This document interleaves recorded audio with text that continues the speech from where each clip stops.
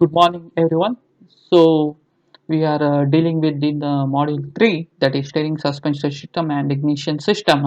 Myself, Dr. Vighnesha Nayak from AJIET, Mangaluru. Class, we studied about steering systems.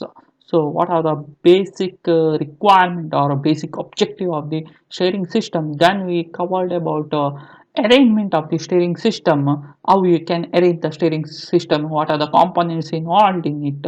Then afterwards we came to the steering geometries, like caster, king pin angle, then scrub radius, caster, all those things.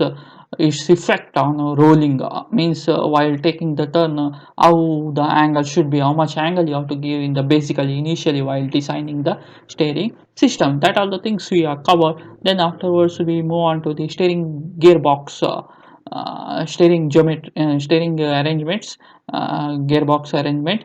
So how it will convert your rotary action into linear motion, linear to the again rotation to the wheels, how it will be converted. So that all those things we study. Then finally we obtain the condition for true rolling, in terms of toe in and toe out. We have obtained the expression for true rolling condition. So while taking the turn, how much means the condition required, how much angle it has to rotate, all those things.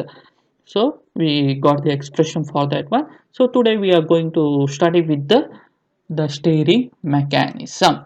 So in that particularly steering mechanism, mainly we are concentrating about two steering mechanism. One is Ackermann steering mechanism, commonly used in all of the vehicle. Then afterwards we are going for a power steering. Then afterwards we are going for a type of front axles. Then after front axle we will go for a air suspension system. Then we will solve two problems related to previous class. So this is the steering system we will cover. Then we will move on to the suspension systems, where you are going to study different kinds of suspension system. Then springs, torsional bar suspension system, leaf spring, coil spring, shock absorber. So all the types of suspension and spring system you are going to study. Then what is the main objective? Before that we have to study the objective of the suspension system. Then we are studying about independent suspension system for front wheel as well as rear wheel, and finally we will end with the air suspension system. So today class we will finish all those things. So entire 1.5 hours you may take to complete all those things. So next we will move on to the today's class. Steering mechanism. Whenever you talk about steering mechanism, what is the basic thing required? Because in the previous class you studied condition to obtain for a rolling. So how you can achieve that? That is achieved by this mechanism. That is steering mechanism. So steering mechanism should give the perfect rolling condition for the wheel. That means we have to get the perfect steering for all the four wheels. If it is a four wheeler, so all the four wheels you should get the perfect steering condition. That means it must rotate, all the four wheels should must rotate on the one center point while taking the turn. That is nothing but, that center point is nothing but instantaneous center. So steering mechanism should give the perfect steering for all four wheels, which must rotate about its instantaneous center. So while taking the turn, what will happen? Your inner radius will have a shorter radius, and outer radius will have the longer radius. Hence, inner wheel has to rotate, or it should turn more than that of outer wheel. So the turning of the inner wheel should be more when compared to that of outer wheel. So such a type of mechanism it should we have to provide. So whenever you talk about a steering mechanism, there are two important mechanisms are there. One is the Ackermann steering mechanism, second one is a Davis mechanism. So all of you know about Ackermann steering mechanism, I guess, because already the basic thing required for this Ackermann steering mechanism, that is the linkage, that part already you studied in your kinematics of machine, that is in the fourth sem. You studied subject called kinematics of machine, where you will study different kinds of linkages and one link motion or rotation of the one link will affect the rotation of the other link. So in that basic first one whatever you are studied is the 4 bar mechanism. So that 4 bar mechanism you are going to use in a Ackermann steering mechanism. So now we will study that one, Ackermann steering mechanism, how it will be working. So Ackermann steering mechanism, here we can see, that is R S B A. So this is the 4 links. So this is nothing but Ackermann steering mechanism is nothing but it is a 4 bar chain mechanism or 4 bar link mechanism, whatever you call. So in this mechanism, so we have the RS and AB. These are the two longer links, but length is unequal. Remember, RS and AB. These are the two long links, but the length is different. And two more links are there, that is RA and SB. RA and SB, these two links we will call it as shorter links, but lengths are equal. Remember, so this is the naming they are usually giving in this steering mechanism. So first one is RS and AB, longer links but unequal length. Next, RA and SB. So these are the two shorter links with the equal lengths. So by using the track rod, so AB is called as track rod, which shortens the shorter in length when compared to RS.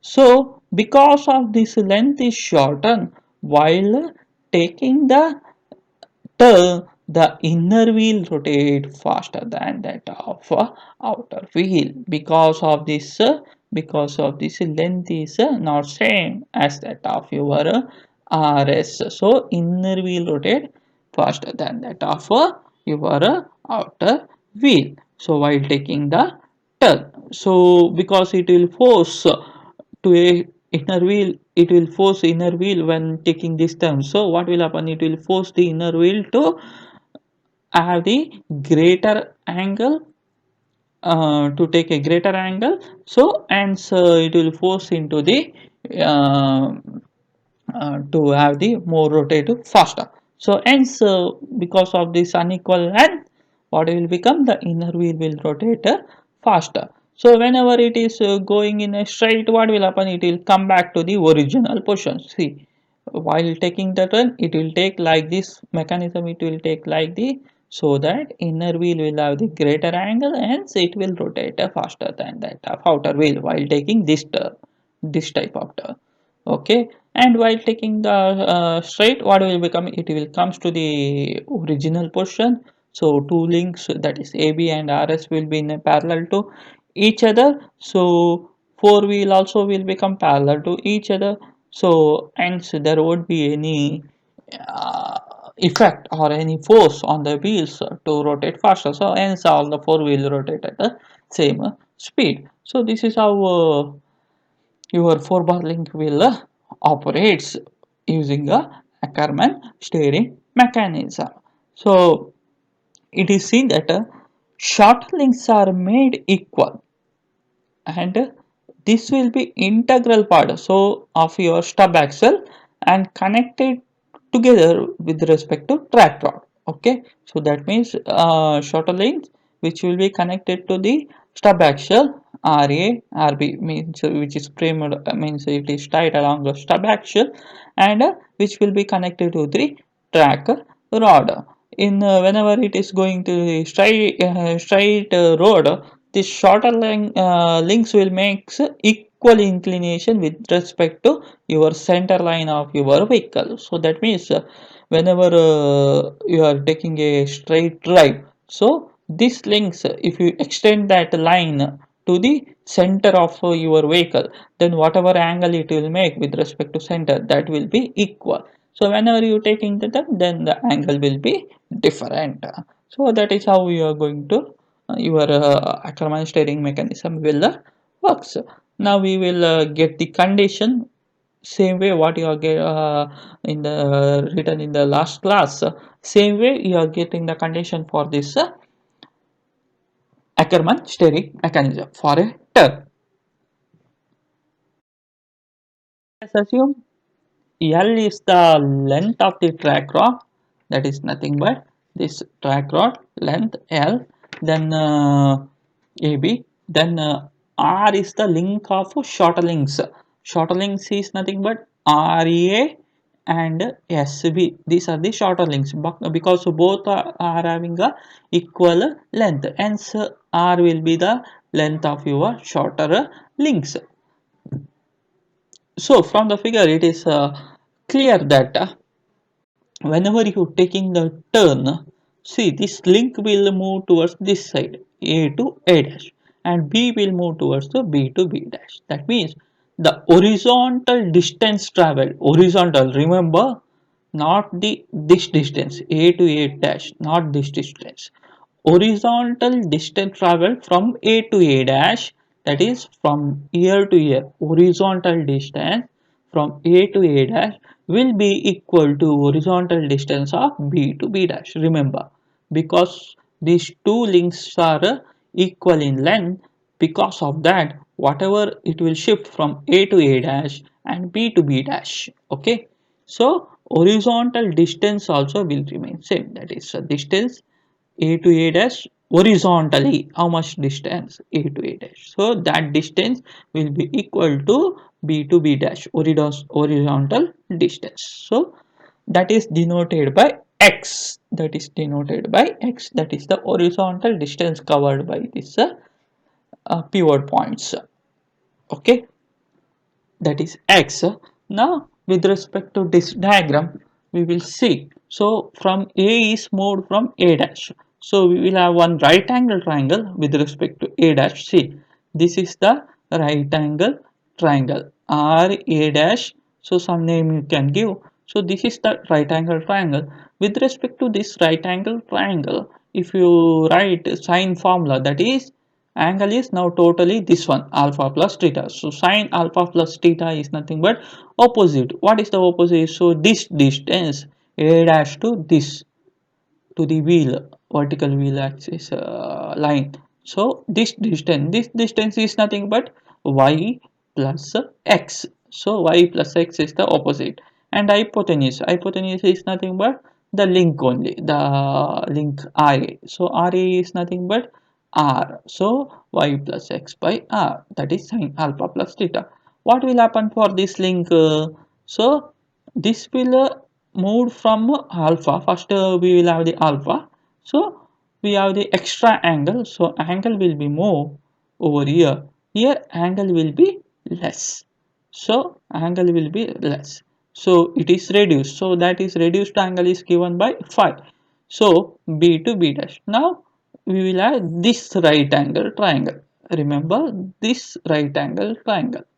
So with respect to this right angle triangle, what is this angle? This angle is nothing but alpha minus 5. So we have alpha minus 5. So this angle, and if you consider this right angle triangle, you want to write the expression means sine alpha minus 5 is nothing but opposite. Opposite is this one. So what is the distance of this one? That is nothing but this, from here to here it is y, from here to here it is x, so this distance will be y minus x, so opposite will be y minus x divided by hypotenuse. Hypotenuse is nothing but your link distance, so link distance is nothing but r, so you will get sine alpha minus 5 is equal to y minus x divided by r. So this is the expression you will get. So understood? So now while taking that the pivot point A will move from A to A dash and B will be moved from B to B dash. So what will happen? Whatever the horizontal distance covered while rotating from A to A dash, link is moving from A to A dash. So the horizontal distance covered will be equal for the both. So from B to B dash, what is the horizontal distance? Same horizontal distance will be covered from A to A dash. So because of equal in length of this link, so x will be there. So basically starting we have, this is the distance y, this is the distance y. So now we have the x distance, we have the starting and initially we have the alpha angle. While rotating, what will happen? This much angle is increased, that is theta, and this much angle is reduced, that is the phi. So now we have to get the condition. So sine alpha plus theta, so because of increase, so this distance, that is nothing but y plus x divided by r. And similarly this angle is reduced, so we will have sine alpha minus phi. So this distance, that is nothing but y minus x divided by r. So now we have to add these two angles. So what we will get? So while adding this, you will get 2y by r. Remember 2y by r. So if you consider this right angle triangle or this right angle triangle, what will happen? Y by r is nothing but sine alpha. See, sine alpha is nothing but opposite. Opposite is this one, hypotenuse r. So sine alpha is nothing but y divided by r. So y divided by r, you can write it as sine alpha. So this is the condition you will get for Ackermann steering mechanism. So this is how your Ackermann steering mechanism will work. Okay, so next we will move on to the power steering. So this is just a one animation. So how exactly the link, see while rotating your worm and worm wheel with the rack and pinion. So your rotational movement will be converted over here in the link. So this link will be given to your wheels and wheel will get rotation. So how the mechanism will works, steering mechanism. So just a animation so that better understanding can be done. Next, we are the power steering. So, whenever you talk about power steering, nowadays all the vehicles is assisted with the power steering. So, especially in early days, only for heavier vehicles you used to get the power steering because of the cost in the mind. So, what will happen whenever the heavy duty vehicles we are using? So, steering won't be that much easy because heavier vehicles requires lot of power for the steering while taking the turn. So to reduce that driver's effort. So we will boost the energy to turn the vehicle. So how we are going to that boosting the energy? How we are going to do? So that is nothing but power steering. So we are giving the extra power while rotating or while taking a turn to give the steering extra power. We are using the power steering mechanism. So the what are the component it is used in a power steering?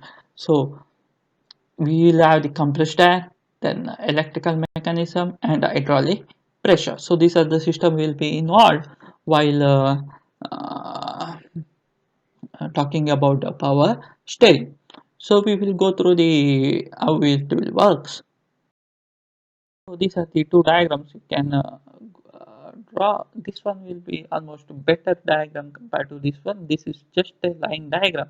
So depending upon the marks, so you can note down. So if they have asked 10 marks, so better you draw this kind of diagram, not this kind of diagram. So this is a simple diagram. So this will be all the components are shown in a proper way. So better you do this kind of diagram rather than this diagram. So I'll explain. So this figure will this is a simplified view of your power steering or hydraulic booster. We will call it as hydraulic booster. So we have arrangement. It will comes consist of worm and worm wheel mechanism over here, worm and worm. So nutshell will be there. and pitman shaft will be the steering will be connected to your pitman shaft, and nutshell. So that will transfer the rotational movement of the linear movement of your rod. So worm rod. So that will be there. So this same link over here it is there, because from here only it is boosted over the cylinder. So it is connected to the cylinder. So hydraulic cylinder. So here it is the oil which will be of the reservoir. So it is going to the oil will be going to over here, from over here to over here. So it will be having some kind of a pressure. So we will have in the power steering we will have the worm and worm wheel mechanism. Then distributor side valve will be there. So we can check over here distributed side valve. So valve, so it is provided over here. So this together it is known as side valve. So from the side valve we'll have the boosting cylinder. So cylinder over here it is there, over here it is given over here. So I will give the component for the both the diagram where it will be exactly. So this is your cylinder, boosting cylinder. So over here we have shown boosting cylinder. So these are the main component of your power steering. So what will happen when the steering we are rotating, or whenever the turning it take place? So what will happen, this worm will move your worm sector. That means worm will be moving on your nutshell and your shaft, worm shaft. So it will move over here. So which will actuate the arm. So which will actuate this arm, or we can say which will activate this cylinder. Instead of arm we can say cylinder. So which will be acted. So this will move this way. So your piston will moving towards this side. So what will happen, sir? Whenever it is moving, the arm actuate the rod wheels through the drag links. So from arm it is we are having the drag link, so which will actuate this one. If the resistance offered to turn the wheel is too high, that means whenever you're turning the taking place steering, if the resistance offered by the wheel if it is high, then driver's effort should be more. So if the driver's effort also if it is too weak, then what will happen, your worm like a screw in the nut, so worm like a screw in the nut will be displaced actually together with the distributor side valve. So the side valve will comes in actuate. That means it will displaces this side valve. So whenever the displacement of this slide valve will take place because of resistance offered by the wheel, as well as the turning effort, whatever you are putting turning effect, if it is less, then your distributor valve will move. So this movement of this distributor valve, what will happen, the compressed oil or air, sometimes air also they are using, so oil into the booster cylinder. So oil goes into the booster cylinder. So through your reservoir it is going to the booster cylinder through the pipeline. The piston in the booster cylinder will turn the road wheels via gear check. So gear check will be provided. So and it will comes and it will pushes your rod wheel, so that what will happen, sir, what will happen in the meantime, what will happen, sir, it will give the extra power to rotate the arm. So in this way your power steering will works. So the movement of your whatever the slide valve is there will stop the piston to travel in the booster cylinder. So here the power resistance is proportional to the effort needed to the turn the wheel. So it will entirely depends upon your efforts. If it is efforts are too weak, then your power steering will come into picture. So with less effort also we can boost the turning power. So in this way your power steering will works. So we will have the components, that is worm and worm. Steering will be there. So after worm and worm, we will have the slide valve. So distributor slide valve. So this side valve over here it is explained very with the component. All the component is explained over here. From the distributor side valve, we have the booster cylinder will be there. So this mechanism or mechanism, it is connected to the cylinder through the your arm and drag links are there over here. So then we have the reservoir for the oil. So whenever you taken the turn and resistance offered by the wheel is less, or your driver this is very weak, effort is weak, then the worm in your like screw in the nut will be displaced axially together with the distributor slide valve, and axial movement will admit the compressed air. So axial movement of this one will admit your compressed air or oil in the booster cylinder through your reservoir, through the reservoir and pipeline. So the piston in the booster cylinder will turn the road wheel. So whatever air it is there, whatever the movement it will takes in the piston cylinder, it will turn the road wheels via gear rack. So this will be connected to the via gear racks. See over here, you can see here, you can't see that moment. So movement of this one, oil will comes in contact and it will pushes your cylinder. This pushes piston cylinder that will connect to the gear rack, from the gear rack to the road wheels. So hence your steering turning power can be achieved using the power steering mechanism.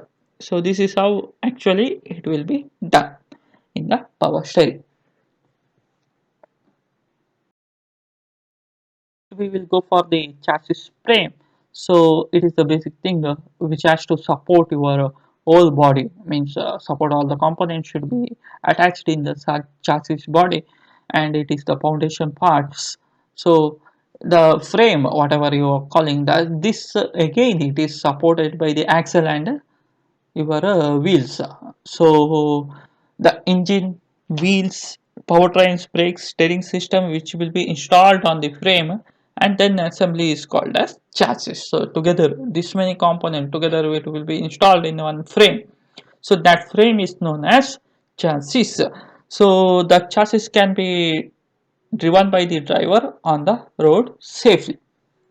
The main function of this framer, it withstand the engine and transmission thrust, it withstand the torque stress to support your body weight, passengers and goods weight, and it provides base for mounting engines and transmission system, and it will also provide space for spring system. So these are the main function of your chassis frame. So you should support engine and transmission thrust, and it has to withstand the torque stresses, because so many rotational load will come into, or torsional load will come into picture. So and so it has to withstand the torque stresses, and it should support body weight, passenger and goods weight. So how much weight, so it has to be supported. Then we should provide the mounting force, engine and transmission system, and it should provide space for a spring system.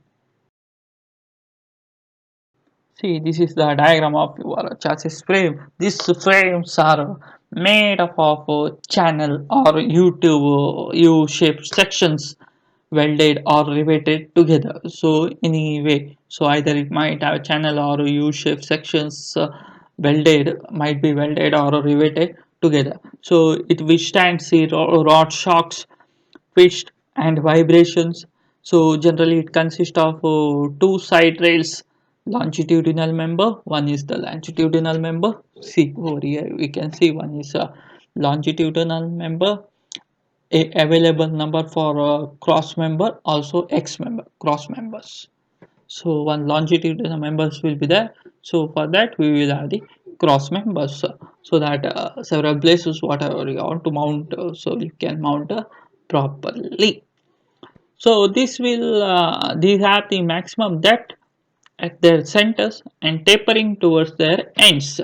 So at the end we will have the taperings and maximum depth will be there at the strength. So straight longitudinal members are used in trucks and bus frames in the bus or trucks. Usually we will have the straight longitudinal member. Straight will be there. Okay. Next, in motor cars, the side rails are given in the arc shape, both in the front and rear.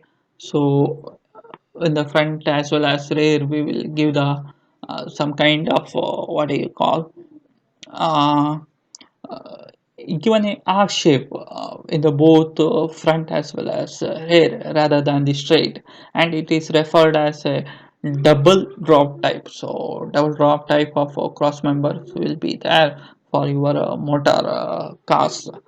Okay, and this makes the floor of the car body and come close to the ground. So this is chassis will be there at the bottom only, so this will be always near to the ground. The chassis frame with the box sections are shown in the figure, so already we have gone through this one. So this is how your chassis frame will be there. So it has to withstand the so many kind of loads and it has to provide the support for the so many components. So these are the members. It will have longitudinal member and cross members. Longitudinal either you will have the straight or arc at the front or rear.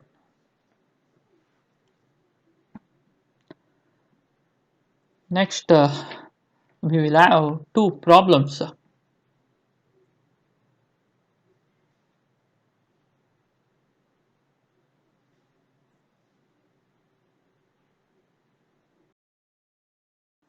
Before that, we will discuss about some front axle.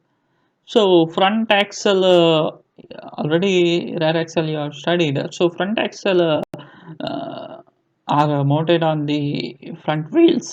The function of this front axle is to support the weight for front part of the vehicle, and it facilitates steering, and it should absorb the shocks when are transmitted from a road surface to the vehicle body. It should absorb that shocks because of surface irregularities, and it should absorb the torque applied on it due to braking of the vehicles, and operation of the front axle is made I section in the middle portion and circular in the or elliptical section at the end.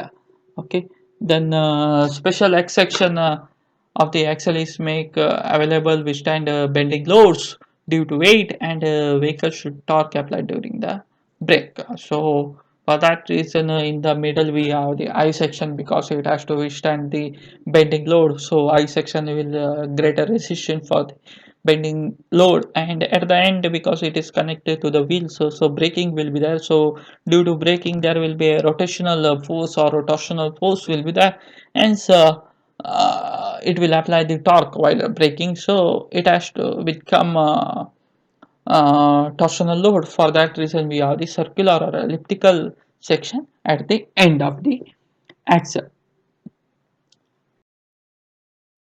This is the one kind of axle, front axle.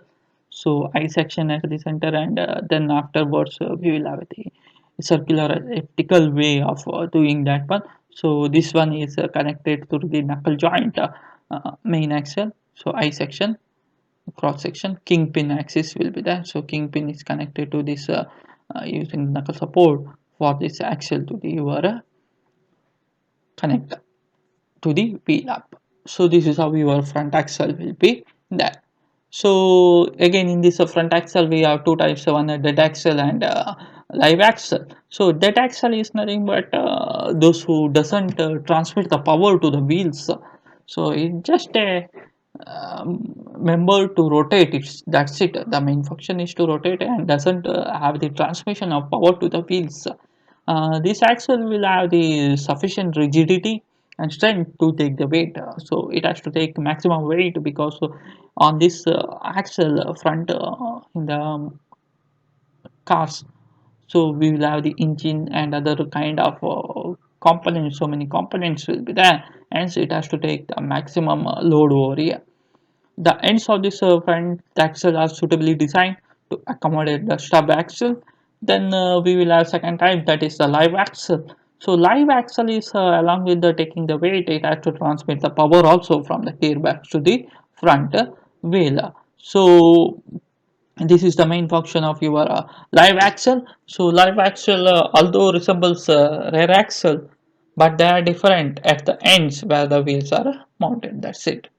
It is live axle will be similar. The function what it will perform in the rear axle, same function it will perform our live front axle. So this is about a front axle. So next we will solve the two problems. So problem number one, what it states, a motor vehicle has a wheelbase to 0.75 meter and pivot center at a distance of 1.05 meter apart. The front and rear wheel back rear wheel track is 1.25 meter. Determine the correct angle of outside lock and turning radius of outer front and inner rear wheels when the angle of inside lock is 40 degree. So what are the given data? First you have to note down that one. See, they are given motor vehicle wheel as a base of 2.75 meter. Base means wheel base. They are given. That is the notation for wheel base is small b. Then pivot center distance given. That is the pivot center AB what you are calling or RS in a diagram, in the earlier diagram you have known that one. So that distance they are given. So that is distance is nothing but c. So that is given 1.05. Then front and rear wheel track they are given, that is nothing but a 1.25. Then angle of inside lock they are given, angle of inside lock. So whenever the inside lock will be there, that is nothing but theta, outside lock will be 5. So theta they are given 40. Then told to find out phi angle, that is correct angle or outside lock angle. They told to find out phi. Then ROF and RIR they are told to find out. So note on the given data. Once you note down the given data, to find out phi, what is the formula? You know that cot phi minus cot theta. The correction means for correct this one for turning. You have got one expression in the last class at the end. So that expression you remember, that is cot phi minus cot theta equals c by b. So note down that equation. In that phi is unknown, theta they are given, c they are given, b they are given. So just substitute that one and get the value of phi. So phi you will get 32.44. Once you got the value of phi, then you have four equation I gave in the last class. That four equation you remember. In that we have the ROF, RIF, RIR, ROR. So four equation are there. In that now you have to calculate ROF and RIR. So I told how to remember that one. So you have to remember that formula. So now ROF represent your turning circle radius. Capital R is turning circle radius. OF represent outer front. So B sin phi plus A minus C by 2. So all the things you know, just substitute and get the value of arrow. Similarly, RIR. So it is given by R means turning radius, circle radius. IR represent inner rear. So b by tan theta minus a by c by 2. Just substitute and get the value of this one. So this is simple problems. So like this you may encounter or may not encounter. We don't know. So just for a problem point of view, just note down this one. Next one more problem. What it states, a motor vehicle has a track with the pivot pin distance they are given. Pivot pin distance means c 1.35. The length of each steering arm they are given. Steering arm they are given 170 that is r, small r, and length of a track rod diagram. Track rod, remember, that is AB, so that is L, 1.25. Calculate the wheelbase. Again they told to find out B, which will give the true rolling for all wheels, so that inner wheel stub angle is 55 degree to the center line. See, from the center line, inner angle radius they are given, that is nothing but alpha they are given, so you have to need to find out theta. How to find out? That is 90 minus whatever angle they are given. So note down the given data. Once you note down the given data,